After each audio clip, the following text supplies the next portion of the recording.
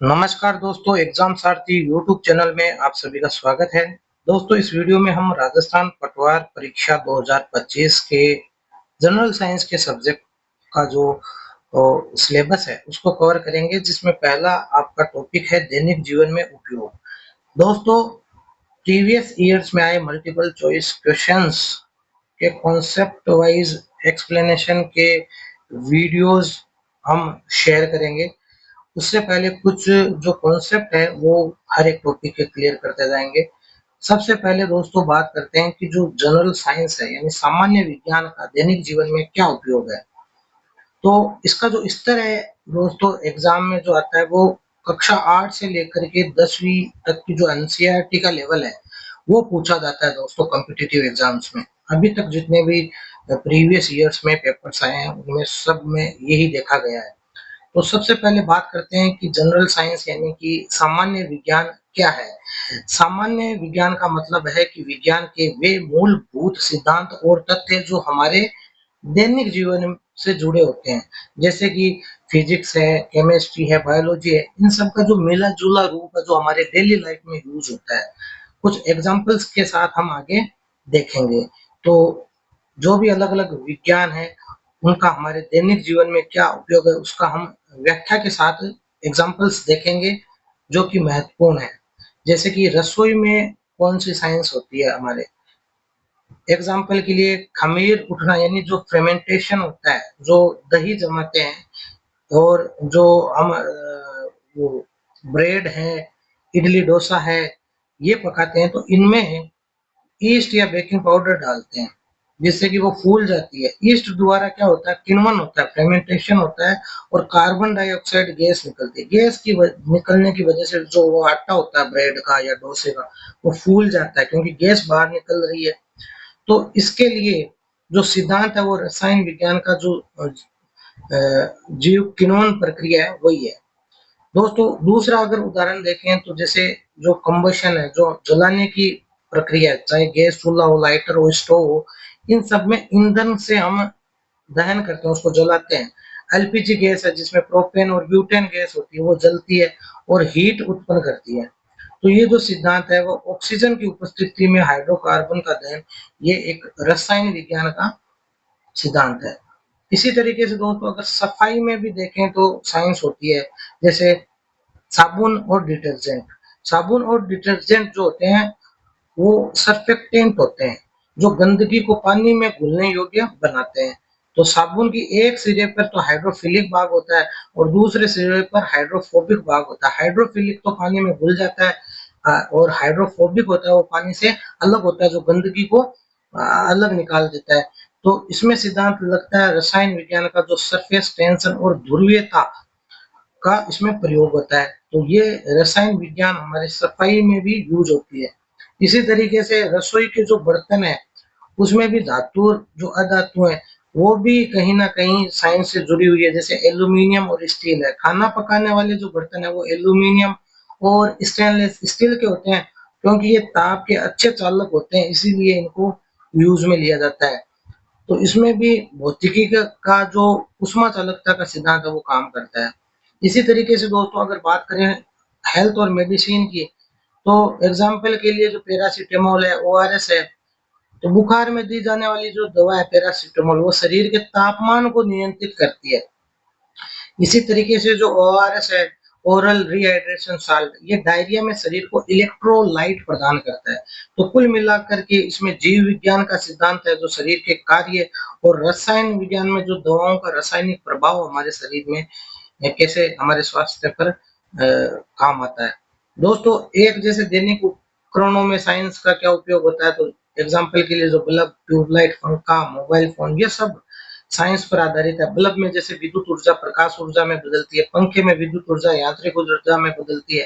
तो ये सारे ऊर्जा परिवर्तन के सिद्धांत है जो कि हमारे साइंस से जुड़े हुए, इलेक्ट्रोमैग्नेटिज्म का जो सिद्धांत है, ये सब फिजिक्स से जुड़े हुए सिद्धांत पर कार्य करते हैं। तो साइंस हमारे दैनिक उपकरणों में भी विद्यमान है। इसी तरीके से अगर जो पेयजल, पीने का पानी है, उसका प्योरिफिकेशन करना है तो उसमें भी साइंस लगती है। जल फिल्टर करना हो, उबालना हो, क्लोराइजेशन करना हो, तो जल में बैक्टीरिया, धूल आदि को हटाने के लिए घरों में आरओ, यूवी और उबालने की तकनीकें प्रयोग होती है जो कि साइंस पर बेस्ड है। इनका सिद्धांत जो है वो जीव विज्ञान और रसायन विज्ञान का कंबाइन एक कॉन्सेप्ट है, जिसमें रोगाणुओं का तो नाश होता है और जल शुद्धिकरण की प्रक्रिया होती है। खाद्य संरक्षण यानी फूड प्रिजर्वेशन में भी आप देखते हैं कि फ्रीज में खाना रखना हो, जो अचार है उसमें नमक डालते हैं हम, ये सब क्या है, ये भी एक तरीके की विज्ञान है। कम तापमान पर बैक्टीरिया की गतिविधि रुक जाती है, इसलिए हम फ्रिज में खाना रखते हैं, वो खराब नहीं होता है। और नमक और चीनी जल की मात्रा कम कर देते हैं, जिससे जो सूक्ष्म जीव है, फंगस वगैरह, वो बैक्टीरिया वो बढ़ते नहीं है, तो इसीलिए अचार में नमक डाल दिया जाता है, तेल डाल दिया जाता है।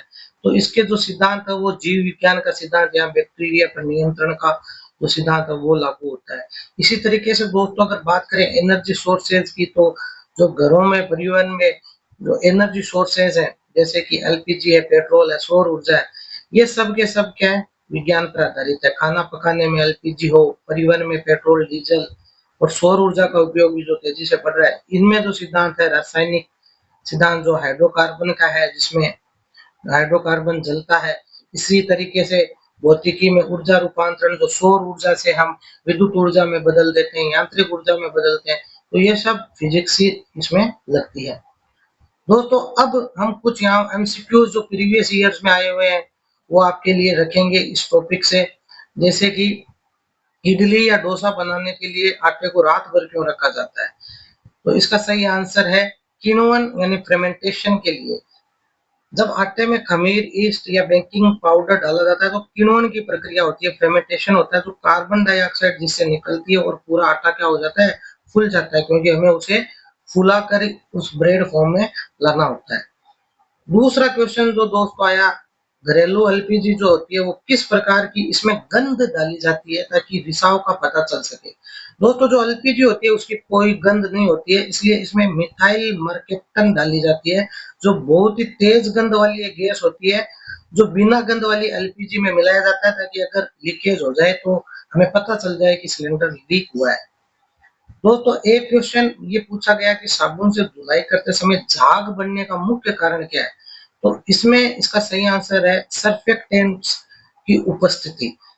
साबुन जो होता है उसमें सर्फेक्टेंट होते हैं जो पानी और तेल के बीच में पुल का कार्य करते हैं, जिससे गंदगी अलग होकर झाग बनाती है। तो ये मेन सर्फेक्टेंट जो पाए जाते हैं साबुन में, वही पानी और तेल के बीच में पुल का कार्य करके गंदगी को अलग करके झाग में परिवर्तित करते हैं। दोस्तों एक क्वेश्चन आया कि फ्रीज में खाना खराब क्यों नहीं होता, क्योंकि फ्रीज का तापमान बहुत कम रहता है और कम तापमान पर जो बैक्टीरिया है उनकी वृद्धि बहुत ही धीमी या बंद सी हो जाती है, इसलिए भोजन ज्यादा दिन सुरक्षित रहता है, क्योंकि बैक्टीरिया ही भोजन को खराब करते हैं। दोस्तों एक क्वेश्चन आया कि जल को कीटाणु रहित करने के लिए कौन सा रासायनिक तत्व डाला जाता है, तो दोस्तों क्लोरीन मिलाया जाता है जल को जो है कीटाणु रहित करने के लिए। क्लोरीन जल में रोगाणुओं को मारता ही है और एक सामान्य जल शुद्धिकरण की ये विधि है। दोस्तों एक क्वेश्चन आया कि ओआरएस का उपयोग कब किया जाता है, तो हमें पता है दोस्तों ओआरएस दस्त या डायरिया में किया जाता है, जब शरीर से पानी और इलेक्ट्रोलाइट्स निकल जाते, कमी हो जाती है, तो ओआरएस से इसे पुनः प्राप्त किया जा सकता है। इसी तरीके से दोस्तों एक क्वेश्चन आया कि विद्युत बल में ऊर्जा को कौन सा रूप जो है वो रूपांतरित होता है, तो इसमें विद्युत ऊर्जा प्रकाश ऊर्जा में बदलती है। दोस्तों बल्ब जो है विद्युत ऊर्जा को प्रकाश और थोड़ी बहुत ऊष्मा में भी ये बदलता है, क्योंकि हीट भी वहां जनरेट होती है। दोस्तों एक क्वेश्चन आया कि अचार को लंबे समय तक सुरक्षित रखने के लिए उसमें क्या डाला जाता है, तो एक तो नमक, दूसरा तेल।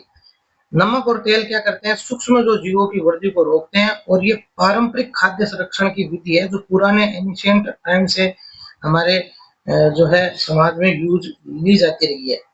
दोस्तों एक क्वेश्चन है कि निम्न में से कौन सी ऊर्जा नवीन करनी है जिसे नया किया जा सकता है, तो वो है सौर ऊर्जा। एलपीजी, कोयला, पेट्रोल ये तो खत्म हो जाते हैं यूज लेने के बाद, लेकिन सौर ऊर्जा है वो बार बार पुनः प्राप्त हो सकती है, समाप्त नहीं होती, इसलिए इसे नवीनकरणीय ऊर्जा कहते हैं।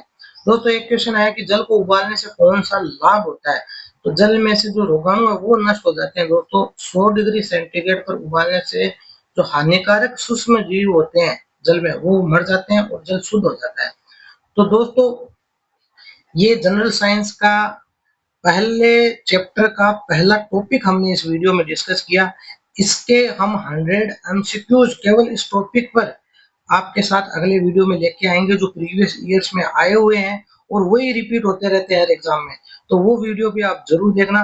फिर हम इसी सब्जेक्ट के जनरल साइंस के बाकी जो सिलेबस के टॉपिक्स हैं उनको कवर करेंगे एक एक करके, और सबके एमसीक्यूज भी करेंगे जो भी हर एग्जाम में रिपीट होते रहते हैं। तो दोस्तों, आपको वीडियो कैसा लगा कमेंट सेक्शन में जरूर बताएं। वीडियो को लाइक और शेयर करें, चैनल को सब्सक्राइब कर लें, क्योंकि इसमें सारे पटवार एग्जाम के सिलेबस को हम कवर करने वाले हैं एग्जाम से पहले। तो जुड़े रहें। धन्यवाद।